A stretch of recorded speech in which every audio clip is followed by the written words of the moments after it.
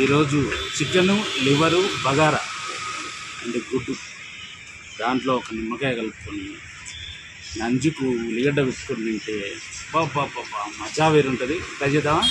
Okay.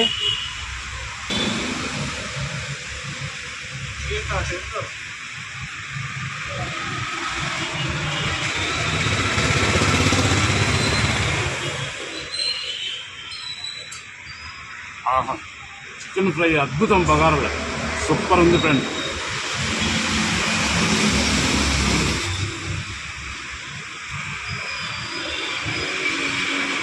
రండి మా వంటలక్క ఇంటి భోజనానికి రండి.